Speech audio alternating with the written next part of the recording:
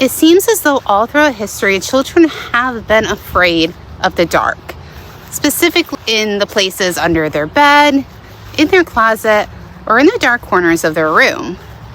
It's almost as if they see something others don't, or feel as though something dark is patiently waiting for them. Most times, parents will tell the kid to just go back to sleep, that nothing is there. But what if there was? In America, the most commonly heard term would probably be the boogeyman. This undefinable creature that scares kids, or worse, takes them. But what if the boogeyman went by a different name? A creature that has haunted closets, underneath beds, and the dark corners of your room for centuries, otherwise known as El Coco.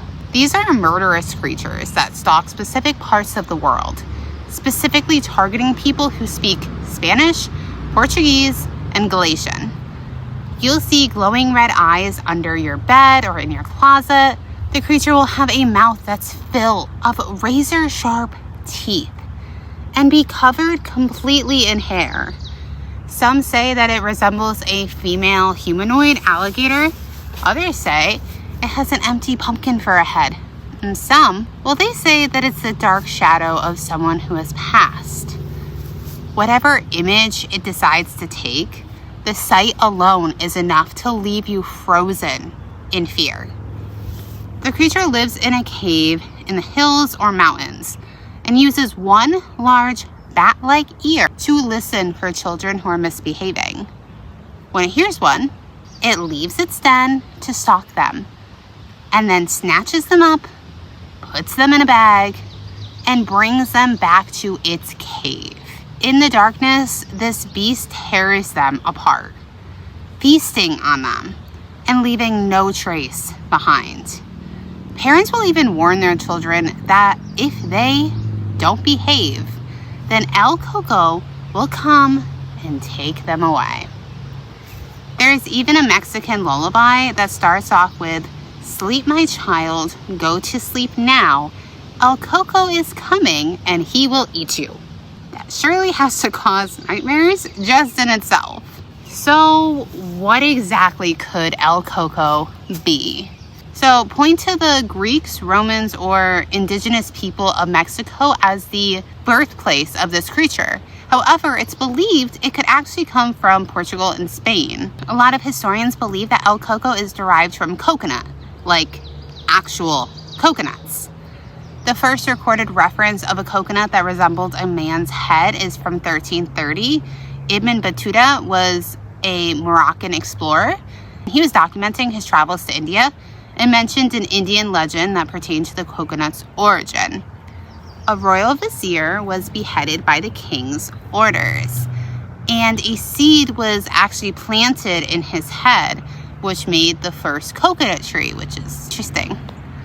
During medieval times in northern Portugal and Spain, there were legends of terrifying creatures that were circulating among the people.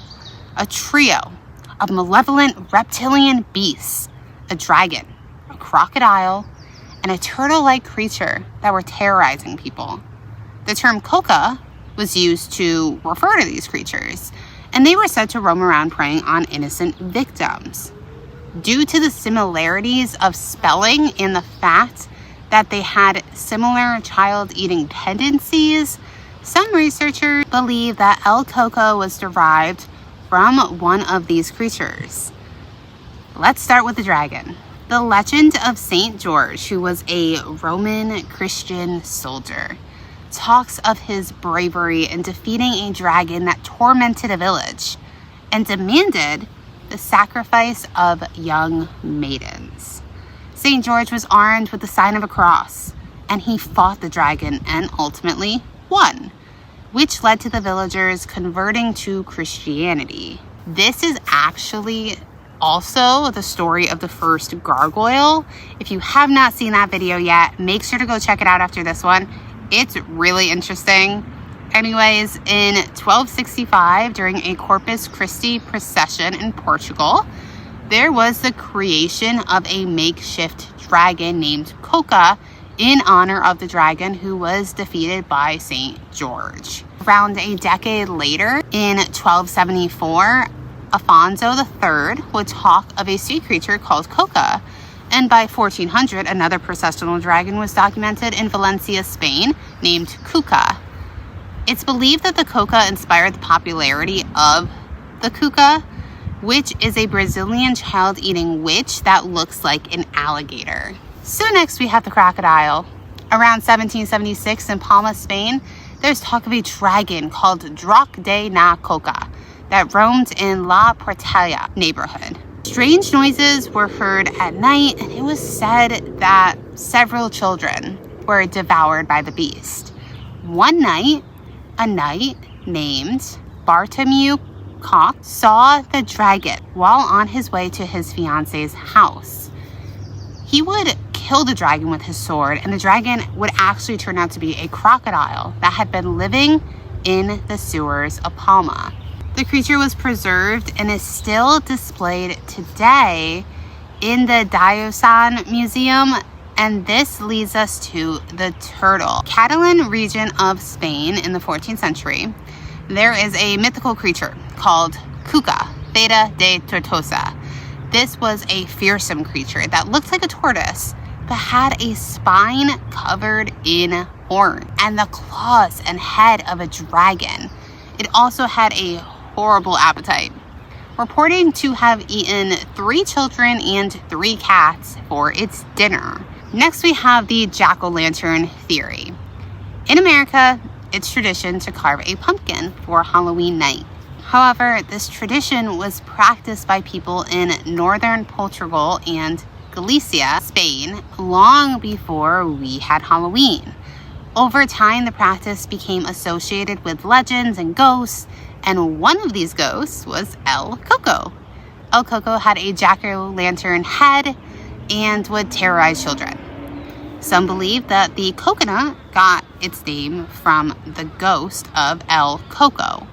And there is a theory that it is simply just an evil creature that preys on children. There are legends of malevolent creatures in folklore that only children can see. And if you talk to adults who have seen El Coco when they were children, they will tell you of it.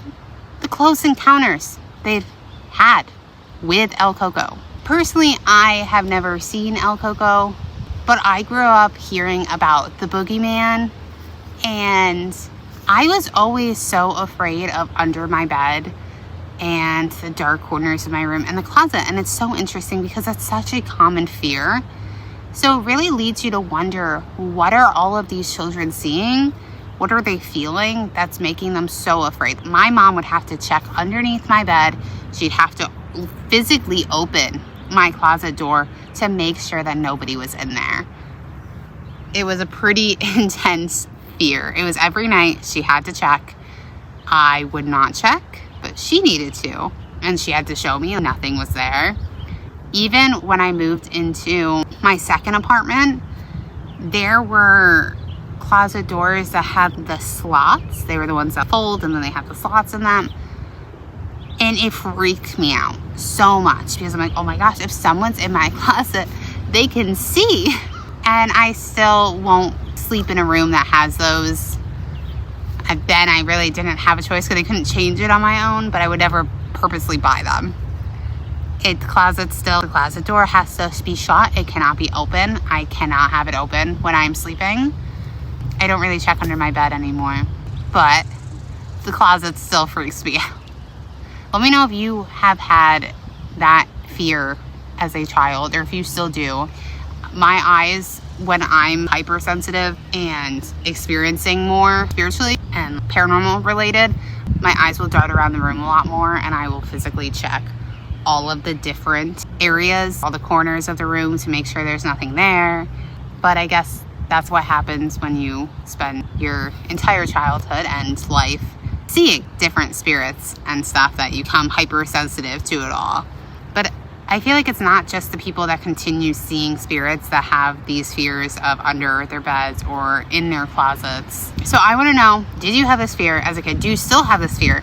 And do you know anybody that has had an interaction and lived to tell the tale with one of these creatures. Not even just El Coco, but similar creatures like that, like the Boogeyman and things like that. I'd love to hear your encounters. I have a email that you can specifically send your encounter to if you don't want to leave it down below. It's BrittanyBurgGhosts@gmail.com. I can't wait to hear from you. And until my next video, love you guys. Bye.